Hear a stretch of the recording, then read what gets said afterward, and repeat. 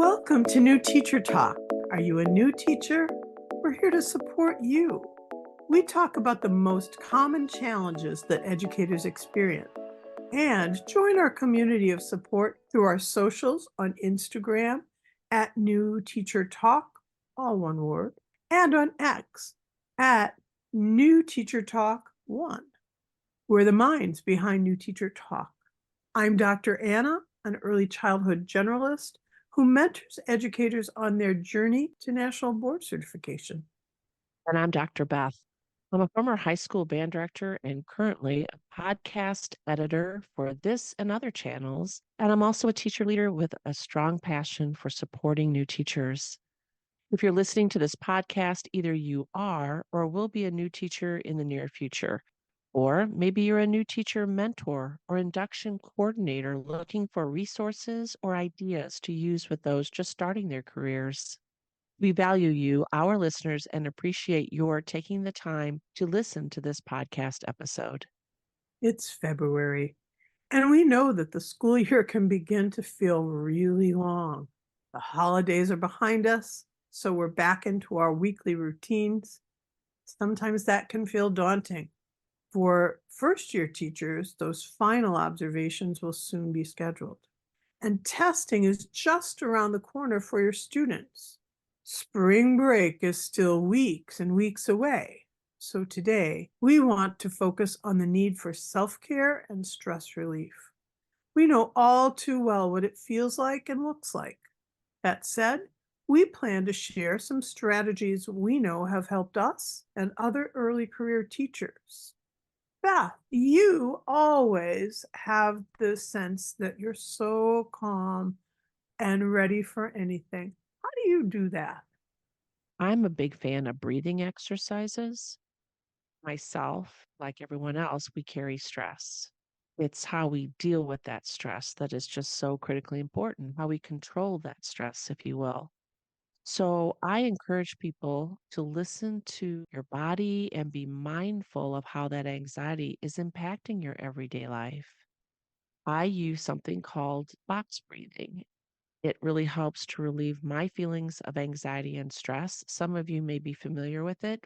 For those of you that don't, it's a pretty simple and easy to learn. So here are the steps. Exhale your breath for a count of 4. Then you hold your lungs empty for 4 counts. You inhale to a count of 4. Hold that air in your lungs for a count of 4. And then exhale and begin the pattern again. We'll just go through it together and I'll just count. So here we go. Exhale, 2, 3, 4. Hold your lungs empty. 2, 3, 4. Inhale, 2, 3, 4. Hold the air in your lungs. 2, 3, 4. Exhale, 2, 3, 4. You can do those breathing exercises back to back. Feel free to close your eyes when you do them. Controlling your breath really helps to center you. In the podcast descriptor, I'm going to include a URL about box breathing, but also other common stress relieving breathing exercises. There's quite a few that are out there that may appeal to you more than box breathing. So I hope you'll give it a try. That sounds great, Beth.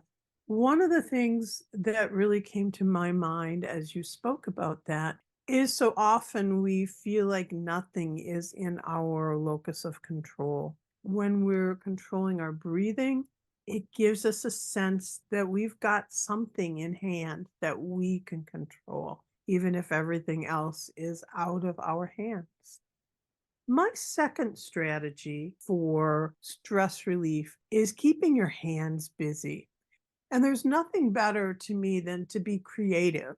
So, being creative with my hands is fun. I suggest that you take up knitting.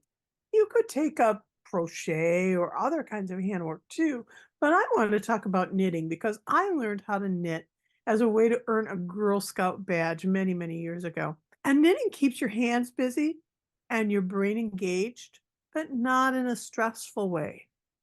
When you knit, you concentrate on the pattern, how many stitches you need, and it keeps your mind in a calm place, not thinking about those things like your lesson plans or that you have a really long day the next day. It lets your mind go and keeps it in a calm place.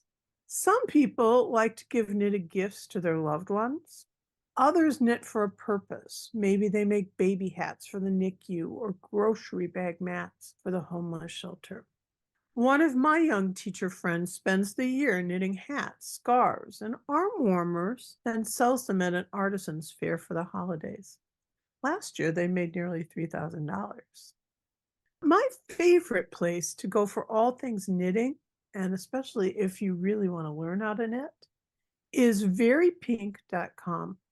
And we'll put that link in the podcast description for you. They have basic videos that are easy to follow. I even go there if I'm stumped with a project because they share all the steps of a knitted project. It can also be a great way to gather a social group. I do know a teacher ed group at another university where they have been gathering, and some of them knit, some of them crochet, some of them are like doodling and just spending the time doing artsy things. Some of them have like those coloring pads. They just find that very relaxing. I'm glad you mentioned it, Anna. For myself, I'm a list maker. I don't know if anybody else listening to this podcast episode makes lists, that joy of marking it off as the day goes on, or at the end of the day, you can monitor how much you've gotten accomplished. There is a practical notepad on Amazon, and it's a 6 by 9 inch size pad. It's got 60 sheets. And what I like about it is it's already created for you and it's divided by days of the week and it has self care goals. They filled in some if you wish to use those. They have the week's affirmations that you can fill in and it allows you to give yourself self care stars for the week.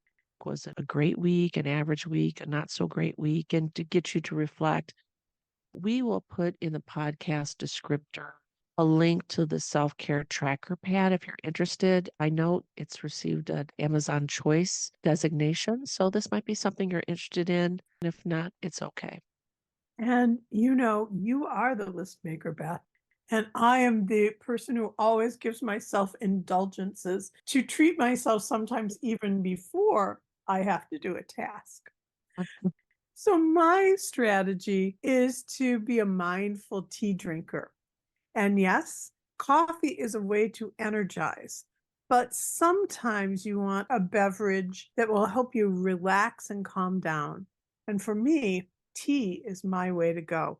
And while I don't spend 4 hours on a tea break, I always try to keep in mind the four basic principles of the Japanese tea ceremony: harmony, respect, purity, and tranquility as I prepare my beverage. A lot of people just want to take their water and microwave it, but no, I believe that you have to use that little tea kettle to have all those sensory experiences where you hear the whistle of the steam when it's ready. And so then you've heard the whistle, so it's time to pour the water. And so as you pour the water over the tea bag into your cup, notice how the color of the water transforms over the tea bag and how that subtle scent of the tea just starts to tickle your nose. The nice thing about tea, you get to watch it for a bit. While it steeps, just watch it and see as the color changes to be just the right color for you. And then if you take that milk and pour it really slowly so you see that little cloud just kind of explode on the top of the tea. And notice how the cup warms your hand. And bring the cup to your lips and sip the tea and savor it. And you'll usually have that little bit of an astringent feel over your tongue. So take time to consciously enjoy each step of the process. Unlike when we drink coffee and we just mainline it. I know you're our Well, coffee drinker, Beth. yeah, I'm on my third cup right now. I love tea. I have some favorites. I've just recently discovered spiced chai tea. My second favorite is oolong and then green. As for me, I guess a final strategy that I oftentimes use, I love YouTube and I love Spotify. I like the fact that you can listen in your classroom. You can listen in the car. You can listen at home while making dinner or while enjoying tea. I love that idea again, Anna. You can listen to music while you're on a walk around your neighborhood. I really love the fact that you can find music on YouTube and Spotify that are specific to Zen music or calming music. And I think that music can help us send our emotions in the right direction because some days I just need to feel like I am on top of the world.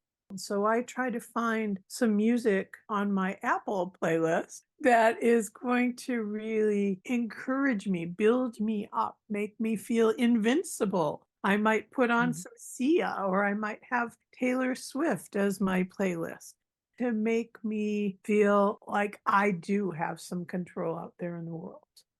That's pretty cool. You can access the resources that we mentioned today through the embedded links that we plan to add into the podcast descriptions.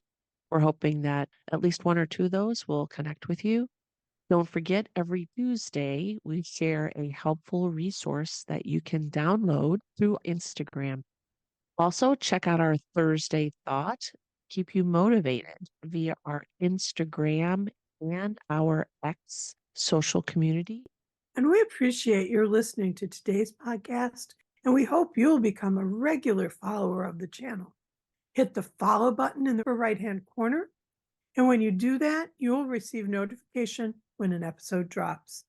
And as always, remember, as a new teacher, we're here to help you